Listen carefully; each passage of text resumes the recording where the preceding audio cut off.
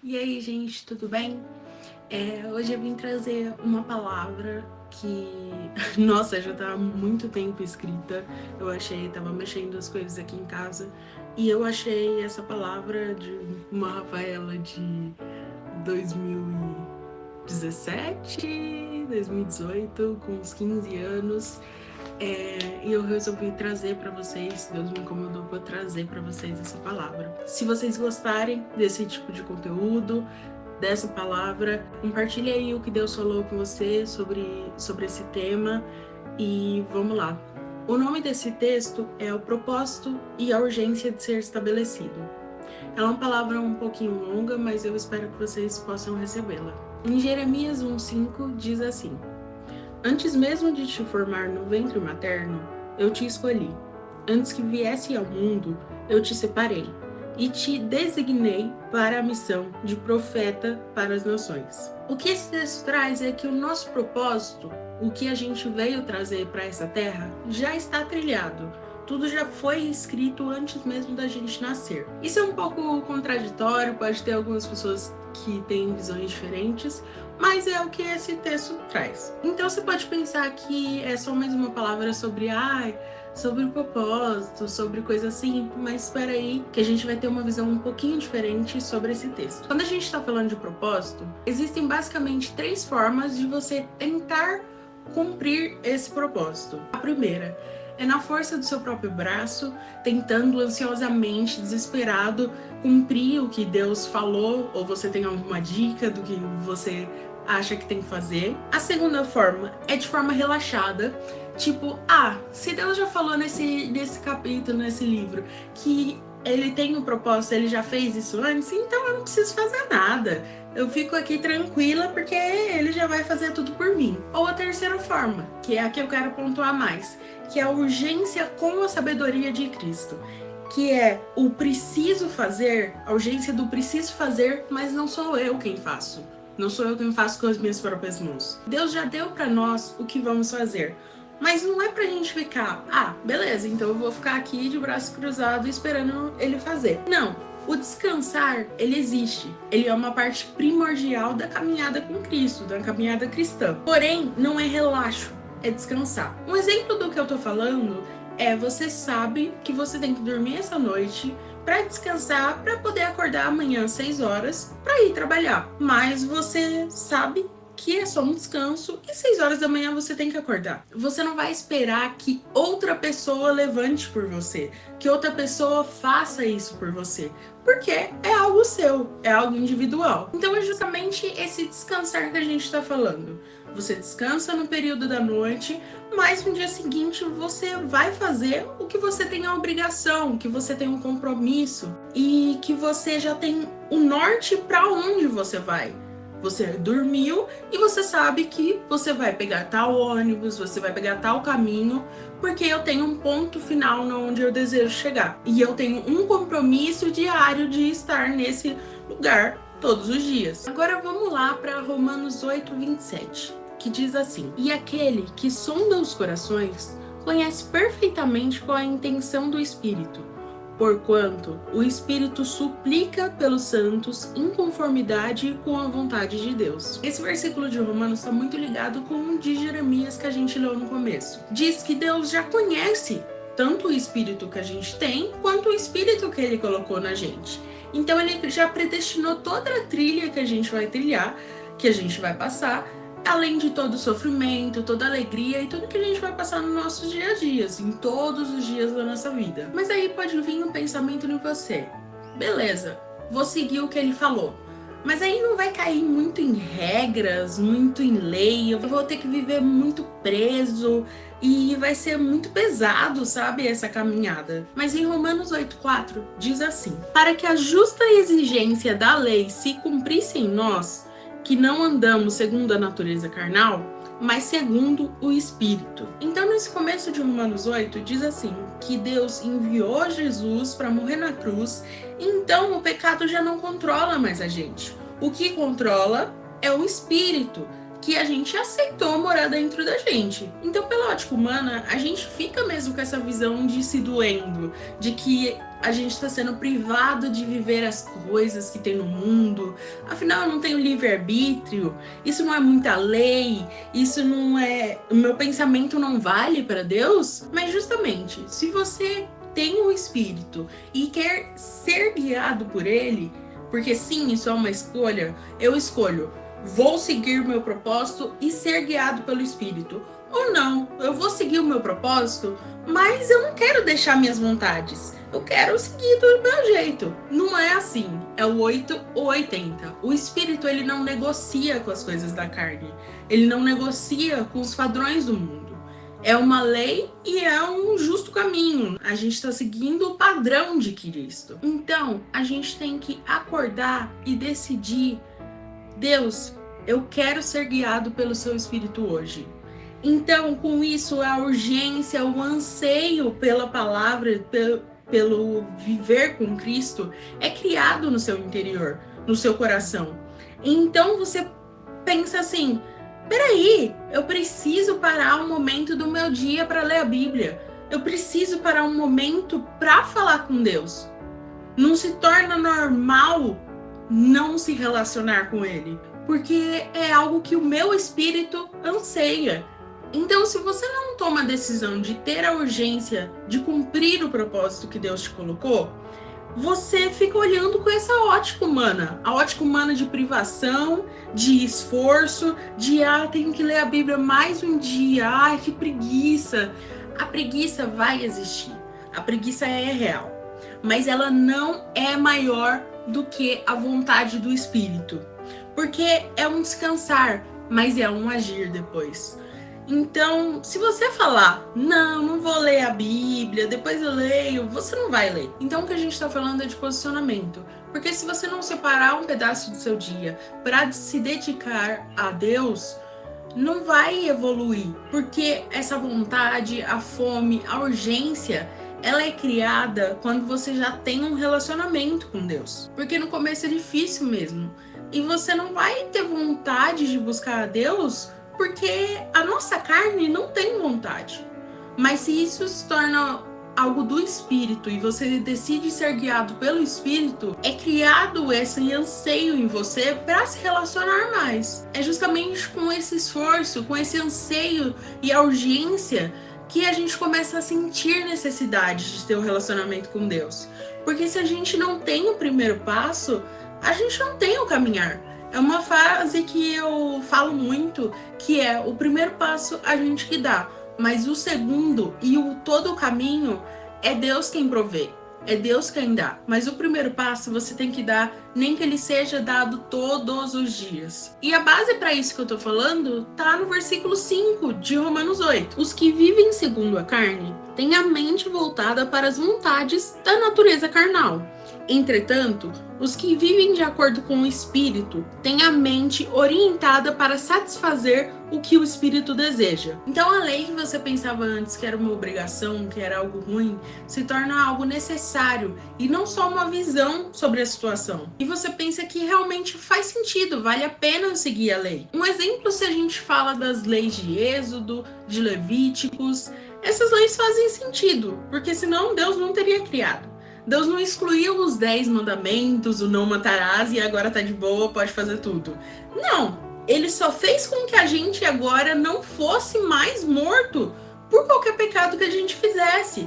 Porque antigamente, se tocasse na arca, já era morto, um exemplo. Só que agora a gente tem a intimidade para ser perdoado. A gente tem o sangue de Cristo que redimiu todas as nossas pisaduras, todo o nosso pecado que traria a morte. Agora a gente é convertido para ter um perdão de Cristo, para poder ser amado por Deus, para poder ser considerado como filhos. Mas você pode pensar de outro jeito, eu tô cansado. Eu tô cansado porque já faz 30 anos que eu tô na igreja, eu faço sempre as coisas, eu corro atrás, mas eu não sou reconhecido, eu não sou chamado para fazer as coisas e eu sempre me esforço para fazer as coisas referentes ao meu chamado, mas eu sempre levo na cabeça, sabe? E então Romanos 8:10 vem de encontro a esse sentimento, que diz assim: Porém, se Cristo está em vós, o corpo está morto por causa do pecado, mas o espírito vive por causa da justiça.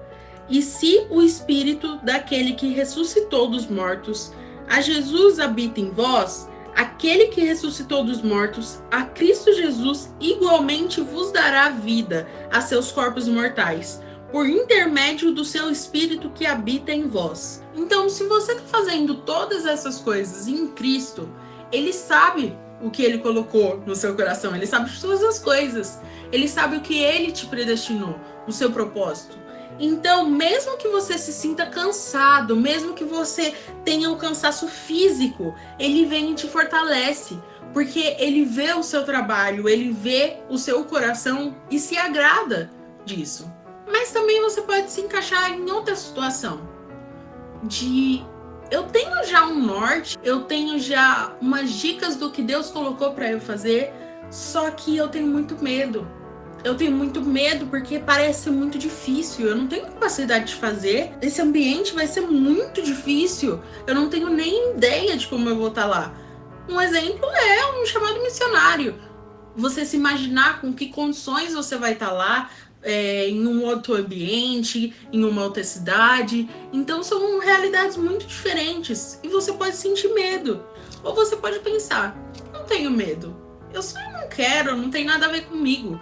Mas se você coloca os seus pensamentos em Cristo, você tem que ter a coragem, porque o primeiro passo tem que ser dado todo dia. E principalmente se você entregou a vida para Cristo, tem que ser diária a sua entrega. Você tem que corresponder ao chamado, à vida que ele te deu, à vida que ele te proporcionou. E a base para isso está em Romanos 8, no versículo 15 ao 17, que diz assim: Pois vós não recebestes um espírito que vos escravize para andardes, uma vez mais, atemorizados, mas recebeste o espírito que os adota como filho, por intermédio do qual podemos clamar Abba Pai. O próprio Espírito testemunha ao nosso espírito que somos filhos de Deus. Se somos filhos, então também somos herdeiros, herdeiros de Deus e cordeiros com Cristo. Se realmente participamos dos seus sofrimentos para que, da mesma maneira, participaremos da sua glória. Mas não é só, se eu tô com Cristo, nada vai acontecer comigo, eu tô tranquilão, eu já tenho intimidade com Ele mesmo. Mas não, peraí, não é assim. No versículo 17, diz que se a gente é filho de Deus, a gente tem herança no que é dele e essa é a parte de descansar. Porém, fala que se participamos do seu sofrimento, participaremos também da sua glória. Porque o passo de cada dia para mais perto dele é uma morte para o nosso eu, é uma morte para a nossa carne a cada dia. É uma morte, às vezes, quase que literal, porque muitas vezes a gente é humilhado nas situações, em meio às pessoas, em meio aos trabalhos, e a gente deixa de fazer nossas vontades, a gente deixa de fazer nosso querer. Pode ser chato várias situações que você passa, mas se você tem esse sofrimento, mesmo que ele seja muito pesado agora, a gente é levado a ter parte na glória dele. A gente tem vários exemplos desse na Bíblia, como Daniel e os amigos dele foram privados de comer das melhores comidas que o rei oferecia, de todas as refeições para o preparo, para a competição, mas eles seguirem a palavra de Deus, seguirem os mandamentos que Deus entregou, tornou eles os melhores para cumprir as funções. Por não se dobrarem ao rei, às vontades dele de adorar outros deuses, foram jogados na fornalha. Mas mesmo na fornalha, Deus colocou um anjo junto com eles e eles não saíram nem com um fio de cabelo queimado, não tinham nem o cheiro. E como que a gente fala que isso não vai ser recompensado? Então, em Romanos 8,18 diz assim: Estou absolutamente convencido de que os nossos sofrimentos do presente não podem ser comparados com a glória em que vos será revelada. Então a gente pode achar que sim, é complicado agora, porque tem dias que a gente não quer nem mesmo existir. Porém, quando a gente olha para a glória futura, não só no céu, aqui também na terra, cumprindo o propósito que Deus te colocou. Porque se a gente tem urgência, mesmo que a gente passe pela dor, o nosso propósito vai ser feito. Nem que seja no futuro longe ou no futuro perto. Porque se tá alinhado com Deus, só vai. E essa esperança é pautada no versículo 24 de Romanos 8, que diz assim: porquanto, precisamente nessa esperança fomos salvos. Contudo, esperança no que se vê não é esperança. Pois como pode alguém anelar por aquilo que não está vendo? 25. Porém, se esperamos por algo que ainda não podemos ver, com paciência o aguardamos. Mas então você pode pegar essa esperança e ficar animado demais. Beleza, eu tenho esperança, então eu vou fazer tudo, e começa a se animar demais e começa a ter uma ansiedade e querer fazer as coisas desesperadas. E isso cai no terceiro ponto que a gente citou lá no começo. Mas aí vem esse versículo e dá uma freada na gente. Porque fala assim: devemos fazer com paciência e confiança. Não é ficar com muita expectativa de agora Deus me falou que eu vou fazer, então eu vou fazer tal coisa, eu vou fazer aquilo outro. E aí você vai começar a ficar atribulado com ansiedade. Mas não, temos que ter paciência e confiança. E isso pode ser até contado como um dos sofrimentos que a gente falou, porque é muito difícil. Então, uma das maiores dificuldades que eu acho na caminhada cristã, no dia a dia, é ter a urgência de falar, vou fazer, mas ao mesmo tempo pôr toda essa urgência, toda essa ansiedade em Deus e pôr todo o seu achar sobre o seu futuro em Deus. Então, justamente, você não vai planejar todos os passos dos seus próximos 10 anos, porque isso não te convém. Mas a urgência que eu tô falando é a urgência do agora. A urgência de eu não quero saber do futuro, eu quero saber o que eu preciso fazer agora. E um problema que a gente tem muito atual, principalmente na nossa juventude, é falar, depois eu faço, deixa pra amanhã. Amanhã eu vou saber fazer melhor, ou quando eu tiver mais velho, eu vou estar melhor, vou saber fazer as coisas melhores, deixa eu curtir a minha juventude agora, deixa eu curtir minha adolescência agora, e depois deixa para amanhã, depois eu cuido disso. Se você vê, a urgência do agora, ela não vai me causar ansiedade, porque justamente eu tô fazendo agora. Se Deus me pediu para ler a Bíblia, eu vou ler a Bíblia agora. Pronto, acabou. Não vai me causar um problema na minha cabeça, eu vou ficar com uma pressão. Mandou, eu fiz. Eu tenho que fazer, eu sinto do meu espírito para fazer agora, para falar com tal pessoa, para abraçar tal pessoa. Eu vou, simplesmente. Sem pensar nas coisas a mais, sem pensar nas possibilidades, só ir fazer. Isso não causa ansiedade, que é um dos problemas muito recorrentes que a gente tem. Não causa o medo, não, só vai. Só vai. E isso a gente faz porque a gente sabe que tudo já deu certo nele. Porque ele já planejou tudo. Isso a gente sabe por Romanos 2, que diz assim: aquele que não poupou o seu próprio filho, mas entregou por todos nós, como não nos concederá juntamente com ele gratuitamente todas as demais coisas? Quem nos separará do amor de Cristo? Será tribulação, ou ansiedade, ou perseguição, ou fome, ou nudez, ou perigo, ou espada?